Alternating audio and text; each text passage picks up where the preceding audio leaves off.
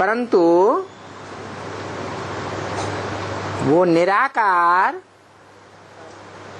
जिसको हाथ पांव नाक आंख कान मुख है ही नहीं, वो वर्षा कैसे देगा? है साकार के द्वारा वर्षा देगा। तो साकार के द्वारा जो वर्षा देगा वो निराकार वर्षा देगा या साकार वर्षा देगा? है निराकार के द्वारा साकार वर्षा देगा। निराकारी बाप है तो निराकारी वर्षा देने वाला, क्योंकि जन्म मरण के चक्र में नहीं आता है तो त्रिकालदर्शी है, इसलिए तीनों काल का वर्षा देता है, सत्य का। तीनों काल का सत्य इस मनुष्य सृष्टि में कोई मनुष्य आत्मा के पास नहीं है, परंतु उसको मुख नहीं है। तो वो निराकार बाप हमको वर्षा कैसे देगा?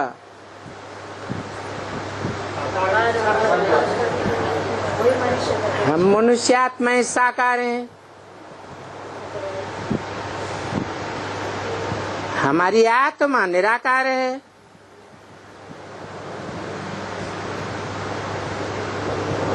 तो कहें कि हम निराकार भी हैं और हम साकार भी हैं।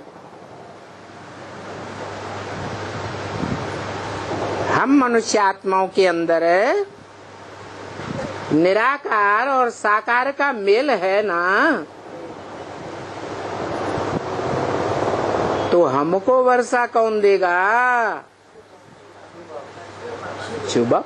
शिव बाप तो निराकार है।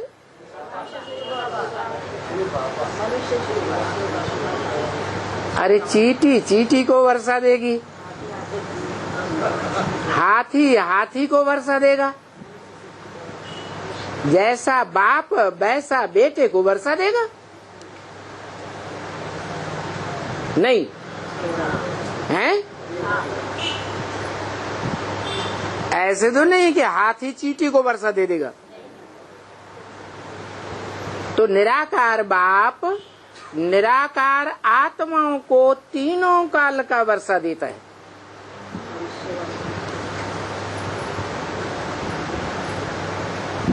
परंतु जो हम मनुष्य आत्माएं हैं वो निराकार आत्मा भी है और साकार शरीर भी है। हम निराकारी सो साकारी है ना, तो हमारा बाप कैसा होगा? है निराकार होगा। हमारा बाप भी वैसा ही होना चाहिए, निराकारी सो साकारी। परंतु मनुष्य सृष्टि में जो मनुष्य सृष्टि का बाप होगा वो सदा निराकारी हो सकता है क्या? है नहीं। तो हमको सदा का अर्थात तीनों कालों का वर्षा कैसे देगा? सत्य का वर्षा, ज्ञान का वर्षा कैसे देगा?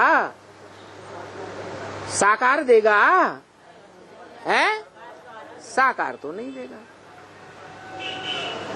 ये तो बड़ी भारी मुझे हो गई है। वर्षा देने वाला बाप और वर्षा लेने वाला बच्चा एक जैसा चाहिए या अलग प्रकार का चाहिए? बाप समान है, बाप जैसा बच्चा। तो अब ये तो बात पक्की है, निराकार निराकार को वर्षा देता है। और साकार साकार को वर्षा देता है।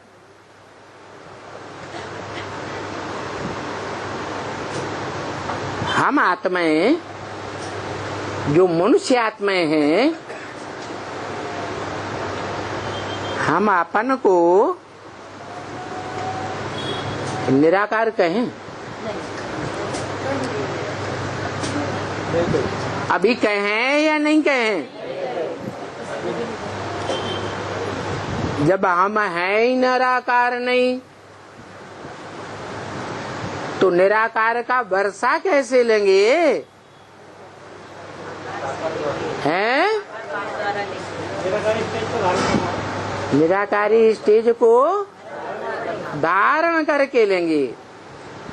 तो निराकारी स्टेज को धारण करने के लिए क्या करना पड़े? हैं? मनमना भव होना पड़े। ये किसने कहा? ये कौन कहता है मनमना भव? मेरे मन में समा जा है? मनुष्य सृष्टि का बाप कहता है तेरे मन में क्यों समा जाऊं? तेरे मन में आलाय बत्तुर पता नहीं जाने क्या क्या चलता है? मनुष्य सृष्टि के बाप के अंदर मनन चिंतन मंथन करने वाला मन है या नहीं है? मन अच्छा भी सोचता है और मन बुरा भी सोचता है, संकल्प भी करता है और विपरीत संकल्प भी करता है। तो हम उस समय क्यों समा जाए? है?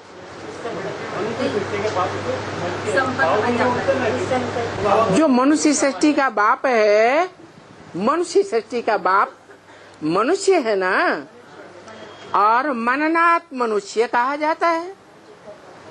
मनन चिंतन मंथन करे तो मनुष्य, नहीं करे तो जानवर।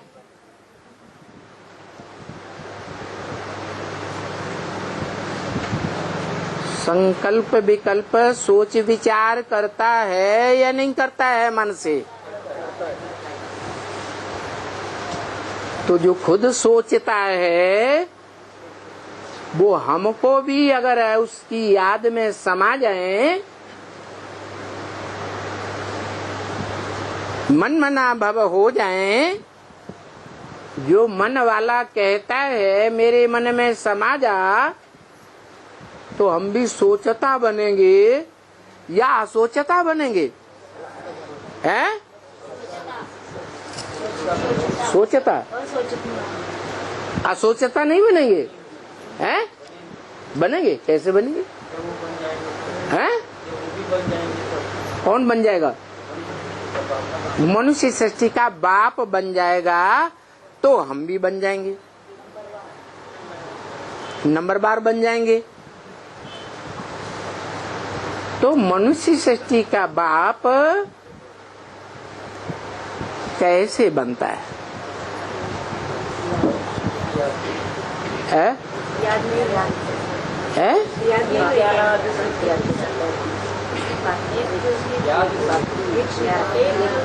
एक की याद में रह के बनता है।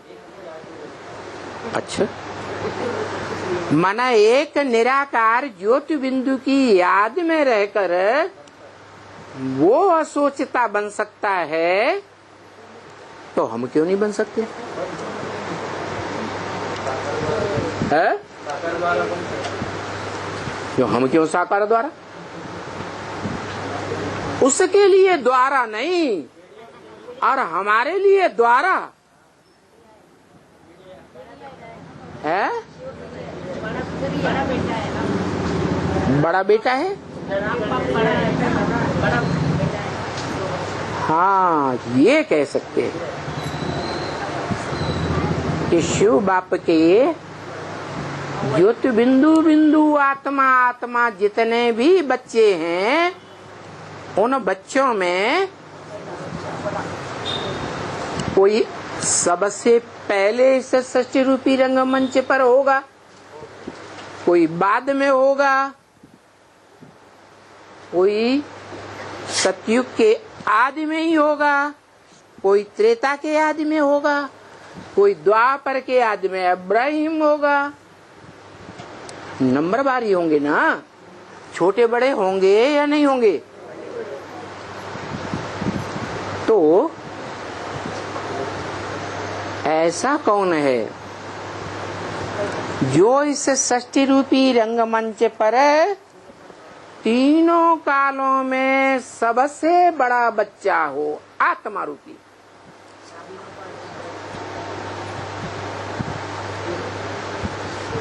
कोई होगा या नहीं होगा? है, होगा।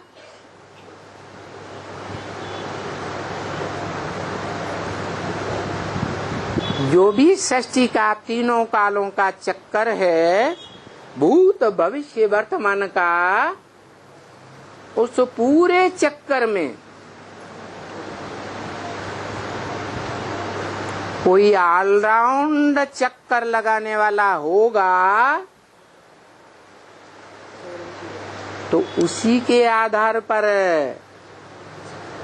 ये सृष्टि जो है तीनों काल की कही जा सकती है। और तीनों काल का ज्ञाता भी तभी हो सकता है तब जब कोई न कोई पाटधारी तीनों काल का, पूरे सृष्टि चक्र का, पूरे काल चक्र में पार्ट बजाने वाला हो।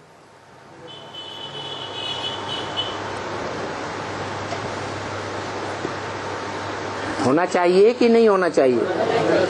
होना चाहिए। भारतीय शास्त्रों में तो गाया हुआ है। कौन? जिसके लिए कहते हैं उसकी कोई माँ बाप का कोई को पता ही नहीं। तुम आदिदेव, तुम आदिदेव हो, माने तुम्हारे से आदि में इस सृष्टि चक्र में कोई हुआ ही नहीं। तो भक्ति मार्ग में तो बोलो शंकर को समझ लेते हैं। क्या? शंकर को समझते हैं तो वो इस सृष्टि में अनादि है। उसका न कोई ने आदि देखा और न कोई अंत देख सकता है। परंतु वो भक्त बेचारे ये नहीं जानते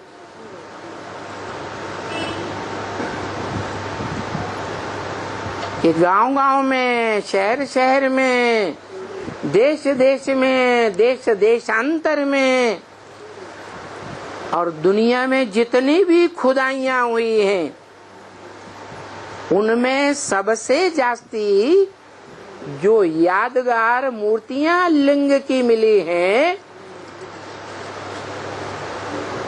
जो शिवालयों में देखी जाती हैं, वो लिंग मूर्तियां किसकी यादगार हैं? क्योंकि लिंग मूर्ति मंदिर में मुख्य स्थान पर बीच में रखी होती है और बाजू में दीवाल में सभी देवी देवताओं के चित्र दिखाते हैं। तो मुखिया कौन हुआ? है शिवलिंग मुखिया है या चारों ओर की दीवालों में जो देवी देवताएं बैठे हैं, उन देवी देवताओं में जो मुख्य शंकर की मूर्ति रखी होती है वो मुखिया है। वो बाजू में दीवाल में क्यों टिकी हुई है सबके साथ? इससे साबित होता है कि शंकर मुखिया नहीं है उस शिवालय का। आलय माने घर, शिवालय माने शिव का घर। कोई कहता है शंकरालय है, माने घर शंकर का नहीं है। किसका घर है? बाप का घर है। तो जिस बाप का घर है उसमें शिव वर्षा देने वाला बाप मुखिया बैठा है और बच्चे लेने वाले बैठे हैं। उन बच्चों में शिव की 3 मूर्तियां गाई जाती हैं। त्रिमूर्ति शिव कहा जाता है। उन तीनों मूर्तियों में ब्रह्मा देव, विष्णु देव, फिर कहते हैं देव देव महादेव। सूक्ष्म वतन की जो 3 पुरियां दिखाई जाती है उनमें भी ब्रह्मा की सूक्ष्म वतन सबसे नीचे, उससे ऊपर विष्णुपुरी और उससे ऊपर शंकरपुरी। इससे भी साबित होता है कि ज्यादा सूक्ष्म मनन चिंतन मंथन की स्टेज कौन सी मूर्ति की है? शंकर की है। इसलिए वो सूक्ष्म वतनवासी कहा जाता है। बाकी ऐसे नहीं है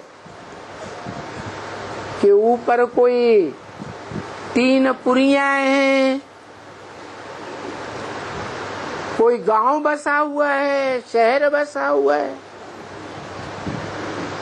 जैसे कहते हैं जगन्नाथपुरी, तो ऐसा कोई शहर बसे होने की बात नहीं है। असली बात क्या है? निराकारी नहीं, आकारी स्टेज, मनन चिंतन मंथन की आकारी स्टेज। स्थूल शरीर की स्टेज नहीं, स्थूल शरीर की कर्मेंद्रियों की याद नहीं, कर्मेंद्रियों के सुख की याद नहीं,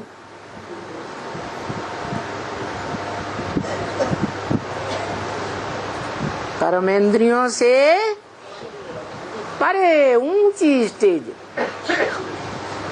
जिस ऊंची स्टेज में देह और देह की इंद्रियों की याद नहीं, फिर काहे की याद है? फिर काहे की याद? इस सृष्टि में तीनों कालों में हमारी आत्मा कैसे कैसे पार्ट बजाती है, उस बात का चिंतन, सोच विचार, ये इन आंखों से दिखाई देता है। इसलिए सूक्ष्मपुरी।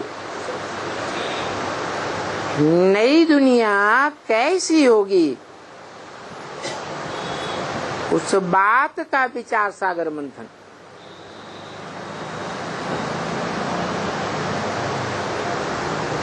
नई दुनिया स्वर्ग में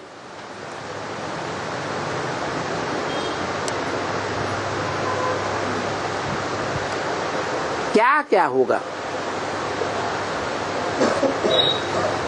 वो दुनिया कैसे बनेगी, उसकी सारी प्लानिंग बुद्धि में आने लगे। क्योंकि उस नई दुनिया में हम आत्माएं अनेक जन्म लेकर, अनेक चोले बदल बदल कर अपना पार्ट बजाएंगी कि नहीं? तो हम आत्मा रूपी पार्टधारी को अपने पार्ट का मालूम होना चाहिए या नहीं मालूम होना चाहिए? तो इन सब बातों का कि नई दुनिया में हम कैसे प्रवेश करें, क्या करें, तो बताया ईश्वरीय ज्ञान की सेवा करो। क्यों? क्योंकि ईश्वर ही नई दुनिया बनाने वाला है।